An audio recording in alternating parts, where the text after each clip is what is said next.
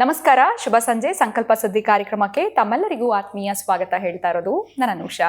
ಇನ್ನು ಕಾರ್ಯಕ್ರಮದಲ್ಲಿ ಸ್ಪಿರಿಚುವಲ್ ಗುರು ಡಾಕ್ಟರ್ ವಿಷ್ಣುದತ್ತ ಗುರುಜಿಯವರಿದ್ದಾರೆ. ಗುರುಜಿಯವರನ್ನ ಕಾರ್ಯಕ್ರಮಕ್ಕೆ ಸ್ವಾಗತಿಸೋಣ. ನಮಸ್ತೆ ಗುರುಗಳೇ, ಕಾರ್ಯಕ್ರಮಕ್ಕೆ ಭಕ್ತಿಯ ಸ್ವಾಗತ. ಗುರುಗಳೇ, ಈ ನವಗ್ರಹಗಳಿಗೂ ನಮಗೂ ಯಾವ ರೀತಿಯಾಗಿರುವಂಥ ಸಂಬಂಧ ಇರುತ್ತೆ, ಇದನ್ನು ನಮ್ಮ ಜೀವನದಲ್ಲಿ ಯಾವ ರೀತಿ ನಾವು ಅಳವಡಿಸ್ಕೊಳ್ಬೇಕಾಗತ್ತೆ, ಇದ್ರ ಬಗ್ಗೆ ತಿಳಿಸ್ಕೊಡಿ ಗುರುಗಳೇ. ಓಂ ವಿಶ್ವಸ್ಮೈ ನಮಃ. ಪ್ರೀತಿಯ ಬಂಧುಗಳೇ, ನವಗ್ರಹಗಳಂತಂದರೆ ಜಾತಕ, ಕುಂಡ್ಲಿ, ನವಾಂಶ ಇದರಲ್ಲೇ ನೋಡ್ಕೊಂಡು ಹೋಗ್ತಿರ್ತೀವಿ ನಾವು. ನಮಗೂ ಪ್ಲಸ್ ಈ ನವಗ್ರಹಗಳಿಗೂ ನವಧಾನ್ಯಗಳಿಗೂ ನಾವು ತಿನ್ನೋದು ತರಕಾರಿಗಳಿಗೂ ನಂಟಿದೆ, ಬಹಳ ಸಂಬಂಧ. ಒಂದು ಕ್ಯಾರೆಟ್ ಅಂತ ತಗೊಂಡ್ರು ಕೂಡ ಕೆಂಪು ವರ್ಣದ ಬಂದ್ಬಿಡ್ತು, ಅಲ್ಲಿ ಸೂರ್ಯನಿಗೆ ಸಂಬಂಧಪಟ್ಟ ತಗೊಂಡ್ಬಿಡ್ತೀವಿ. ಹಾಗೆ ಸೂರ್ಯ ಅಂತಂದರೆ ಆತ್ಮಕಾರಕ, ಪಿತೃಕಾರಕ ಸಂಬಂಧಪಡ್ತಕ್ಕಂತಹದ್ದು ಸೂರ್ಯ ಒಬ್ಬನೇ ಜಗತ್ತಿಗೆ ಬೆಳಕನ್ನು ಕೊಡ್ತಕ್ಕಂಥದ್ದು. ನನ್ನ ಕುಟುಂಬಕ್ಕೆ ನಾನು ಒಬ್ಬನೇ ರಕ್ಷಣೆ ಕೊಡಬೇಕು, ಸೂರ್ಯನನ್ನು ಲಿಂಕ್ ಮಾಡ್ಕೊ, ನಿನ್ನ ಜೊತೆಗೆ ಇಟ್ಕೊ. ಆತ್ಮಕಾರಕ, ಆತ್ಮಶುದ್ಧಿ ಇಟ್ಕೊ. ಎಲ್ಲ ಕೂಡ ಆ ಸೂರ್ಯನ ಕಿರಣಗಳು ಸುಗಂಧ ಇರತಕ್ಕಂಥ ಜಾಗಕ್ಕೂ ಹೋಗ್ತವೆ, ಕಲ್ಮಶ ಇರತಕ್ಕಂತಹ ದುರ್ಗಂಧದ ಜಾಗಕ್ಕೂ ಹೋಗ್ತವೆ. ಆದರೆ ಅಂಟದಂಗೆ ಇರುತ್ತೆ, ಅದು ಎಲ್ಲ ಕಡೆ ಕೂಡ ಇರುತ್ತೆ. ನೀನು ಹಾಗೇನೆ ಈ ಸಮಾಜ ಹೇಗಾದರೂ ಇರಲಿ, ಓರೆ ಕೊರಳ ತಿದ್ದು ಮುಖಾಂತರ ಸೂರ್ಯನಾಗು, ಈ ಜಗತ್ತಿಗೆ ಬೆಳಕು ಕೊಡುವನಾಗು. ಮತ್ತು ಚಂದ್ರ ಮಾತೃಕಾರಕ, ಮಾತೃ ಪ್ರೇಮವನ್ನು ಇಟ್ಕೋಬೇಕು. ಯಾವಾಗಲೂ ಈ ಹೆಣ್ಣು ಕರಡು ಅಂತಾರಲ್ಲ, ಅಂತಹ ಪ್ರೇಮ. ಅದ ಸೂರ್ಯ ಶೌರ್ಯವನ್ನು, ಚಂದ್ರ ಇಂದ್ರ ಪದವಿಯನ್ನು ಕೊಟ್ಟಾರಂತಕ್ಕಂಥದ್ದು. ಆ ಪದವಿ ಅನ್ನೋದು ಬೇಕು ಅಂತಂದ್ರೂ ಕೂಡ ಮಾತೃ ಪ್ರೇಮದ ಪದವಿ ಬೇಕು ಅಂತಂದರೆ ಚಂದ್ರನನ್ನು ಆರಾಧಿಸ್ತಕ್ಕಂಥ ಗೊತ್ತಾಗುತ್ತೆ. ಇನ್ನು ನಮ್ಮ ಕಣ್ಣಲ್ಲಿ ಬಲಗಣ್ಣಲ್ಲಿ ಸೂರ್ಯ, ಎಡಗಣ್ಣಲ್ಲಿ ಚಂದ್ರ ಅಂತ ಹೇಳ್ತಕ್ಕಂಥದ್ದು ಕೂಡ. ಹಾಗೆಯೇ ಇನ್ನು ಕುಜ, ರಕ್ತ.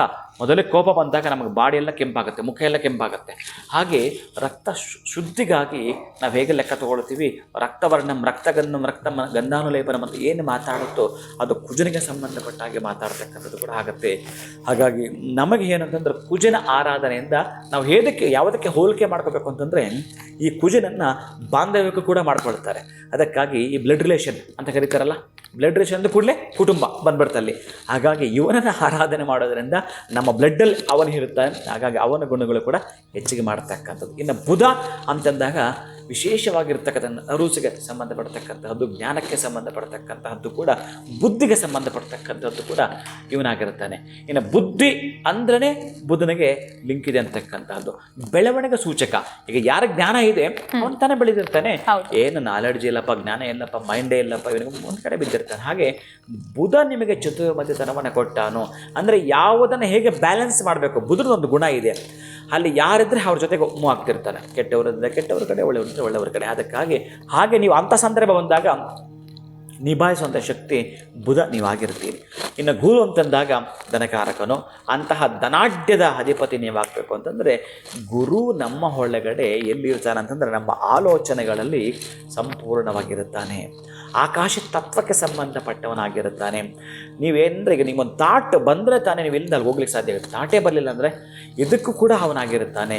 ಇನ್ನು ಶುಕ್ರ ಅಂತಂದರೆ ವೀರ್ಯಕ್ಕೆ ಸಂಬಂಧಪಡ್ತಕ್ಕಂತಹದ್ದು. ಇಲ್ಲಿ ಏನು ಹೇಳ್ತಾನೆ ಅಂತಂದರೆ ಈ ವೆಂಕಟೇಶ್ವರನ ಸುಪ್ರಭಾತದಲ್ಲಿ ಒಂದು ಮೆಸೇಜ್ ಇದೆ. ಸೂರ್ಯಂದು ಭೌಮ ಬುಧ ವಾಕ್ಪತಿ ಕಾವ್ಯ ಸೌರಿ ಸ್ವರ್ಭಾನುಕೇತು ದಿವಿಷತ್ತರ ಸತ್ಪ್ರಧಾನಾ ತದ್ದಾಸ ದಾಸ ಚರಮಾವಧಿ ದಾಸ ದಾಸಾ ಶ್ರೀ ವೆಂಕಟಾಚಲಪತೆ ದವ ಸುಪ್ರಭಾತಂ ಅಂತ ಬರುತ್ತೆ. ಅಂದರೆ ಅವನ ದರ್ಶನಕ್ಕಾಗಿ ಸೂರ್ಯ ಚಂದ್ರ ಅಂದರೆ ಸೂರ್ಯೊಂದು ಭೌಮ ಅಂತಕ್ಕಂತಹದ್ದು. ಏನು ಹೇಳ್ತಾ ಇರ್ತದೆ, ಭೌಮ ಸೂರ್ಯೊಂದು ಭೌಮ ಬುಧ ವಾಕ್ಪತಿ ಅಂದರೆ ಭೌಮ ಅಂತಂದರೆ ವಿಶೇಷವಾಗಿ ಚಂದ್ರ. ಇನ್ನು ಸೂರ್ಯ ಆಯಿತು, ಚಂದ್ರ ಆಯಿತು, ಭೌಮ ಆಯಿತು. ಇನ್ನು ಗುರು ಅಂತಕ್ಕಂತಹದ್ದು. ಕಾವ್ಯ ಅಂತಂದರೆ ಶುಕ್ರ. ಇನ್ನು ಸೌರ್ಯ ಅಂತಂದರೆ ಸೂರ್ಯನ ಮಗ ಶನೇಶ್ಚರ. ಇವರೆಲ್ಲರೂ ಕೂಡ ನಿನ್ನ ದರ್ಶಕ ಕಾಯ್ತಾ ಇದ್ದಾರೆ. ಇನ್ನು ರಾಹು ಕೇತು. ಇನ್ನು ರಾಹು ಅಂತಂದರೆ ನಮಗೆ ಬಲ ತುಂಬತಕ್ಕಂತಹವನು ಕೂಡ ಆಗಿರ್ತಾನೆ.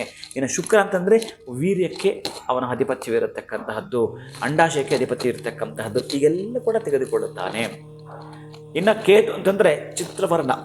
ನಿಮ್ಮ ಆಲೋಚನೆಗಳು ಡಿಫ್ರೆಂಟ್ ಇರ್ತವೆ. ಆಮೇಲೆ ಮಲ್ಟಿಪಲ್ ಕೆಲವು ಕೆಲಸ ಮಾಡ್ತಿರ್ತಾರೆ ನೋಡಿ, ಒಂದೆರಡು ಮಾಡ್ತಿರಲ್ಲ. ಏನಪ್ಪ ಎಲ್ಲ ಬಿಸ್ನೆಸ್ ಇವನೇ ಮಾಡ್ತಾನೆ ಅನ್ನೋ ಥರ ಇರುತ್ತೆ. ಅವರಿಗೆ ಕೇತುವಿನ ಕೃಪೆ ಇರತಕ್ಕಂಥದ್ದು ಇರುತ್ತೆ. ಈ ಕಡೆ ಯಾವುದೋ ಒಂದು ರಿಯಲ್ ಎಸ್ಟೇಟ್ ಮಾಡ್ತಿರ್ತಾನೆ, ಮತ್ತೊಂದು ಬಿಸ್ನೆಸ್ ಮಾಡ್ತಿರ್ತಾನೆ, ಇನ್ನೊಂದು ಮಾಡ್ತಿರ್ತಾನೆ, ಅಥವಾ ಬೇರೆ ಇನ್ಯಾವುದೋ ಒಂದು ರೂಪದಲ್ಲಿ ಅವನು ಮೂವಿನ ಕಾಣಿಸ್ಕೊತಿರ್ತಾನೆ. ಈಗೆಲ್ಲ ಕೂಡ ಇರತಕ್ಕಂಥದ್ದು ಕೂಡ ಅವರಿಗೆ. ಆಮೇಲೆ ಕೆಲವು ರಾಜಕೀಯದವರು ಕೂಡ ಕೇತುವಿನ ಸಂಖ್ಯೆ ಇಟ್ಕೊಂಡಿರ್ತಾರೆ, ತುಂಬ ದೊಡ್ಡ ಮಟ್ಟದಲ್ಲಿ ಇಟ್ಕೊಂಡಿರ್ತಾರೆ.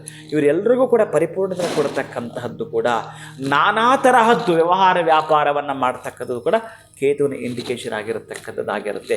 ಆದರೆ ಇವರು ಎಲ್ಲಿರ್ತಾರೆ ನಮ್ಮ ದೇಹದಲ್ಲಿ, ಪಾದಗಳಲ್ಲಿರ್ತಾರೆ. ರಾಹುಕೇತು ಅನ್ನೋರು ನಮ್ಮ ಪಾದಗಳು. ಪಾದಗಳಲ್ಲಿ ಇರ್ತಾರೆ. ಹೀಗೆ ಪ್ರತಿಯೊಂದು ಕೂಡ ಒಂದು ಸೂಚನೆ ಕೊಡ್ತಾನೆ ಬರುತ್ತೆ. ಅದಕ್ಕೆ ಈ ರಾಹುಕೇತುಗಳು ಎಲ್ಲವೂ ಕೂಡ ಏನು ಈ ಛಾಯಾಗ್ರಹಗಳು ವಿತ್ ನಮಗಿರ್ತಕ್ಕಂಥ 7 ಗ್ರಹಗಳು ಯಾರಿಗೋಸ್ಕರ ಕಾಯ್ತಾ ಇದ್ದಾರೆ ಅಂತಂದರೆ ಮಹಾವಿಷ್ಣುವಿಗಾಗಿ ಕಾಯ್ತಾ ಇದ್ದಾರೆ.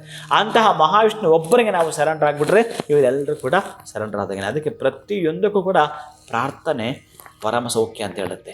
ಅಂಥ ಪ್ರಾರ್ಥನೆ ಒಂದು ನೀವು ನಿಷ್ಕಲ್ಮಶವಾಗಿ ಶ್ರೀನಿವಾಸನಿಗೆ ಮಾಡಿದ್ರೆ ಇವರೆಲ್ಲರಿಗೂ ಮಾಡೋದು ಹಾಗೇನೆ ಅಂತ ಹೇಳ್ತಾನೆ. ನಿನ್ನ ಮನಸ್ಸಮಾಧಿಯ ತಮ್ಮ ಸಮಾಧಾನದಿಂದ ಪೂರ್ಣ ಎಲ್ಲ ಕಡೆ ಎಲ್ಲ ಅಂಗಾಂಗಗಳು, ಈಗ ಬಾಯಿಗೆ ಮಾತ್ರ ಊಟ ಹೋಗುತ್ತೆ, ಕೈಗೆ ಹೋಗಲಿಲ್ಲ, ಹಾಗೆ ಕೈ ಬೇಸರ ಮಾಡ್ಕೊಂಗಿಲ್ಲ, ಹೇಗೆ ತಲುಪಬೇಕು ತಲುಪುತ್ತೆ, ಅದರ ಪರ್ಸೆಂಟೇಜ್ ಹೇಗೆ ತಲುಪಬೇಕು ತಲುಪುತ್ತೆ. ಹಾಗೆಯೇ ನೀವು ಶ್ರೀನಿವಾಸ ನಮಸ್ಕಾರ ಮಾಡ್ತೀರಾ ಅಂತಂದರೆ ನವಗ್ರಹಗಳು ಯಾವ ಗ್ರಹ ತಲುಪುತ್ತೆ. ನೀವು ಪ್ರಾಮಾಣಿಕ ಒಂದು ಪ್ರಾರ್ಥನೆ ಮಾಡೋದಕ್ಕೆ ನವಗ್ರಹಗಳೇ ನಮ್ಮ ದೇಹದಲ್ಲಿರುತ್ತವೆ. ನಮಗೂ ಮತ್ತು ನವಗ್ರಹಗಳಿಗೂ ನಾವು ತಿನ್ನುವಂಥ ಪದಾರ್ಥಗಳು ಕೂಡ ಅವಿನಾಭಾವ ಸಂಬಂಧವಿದೆ.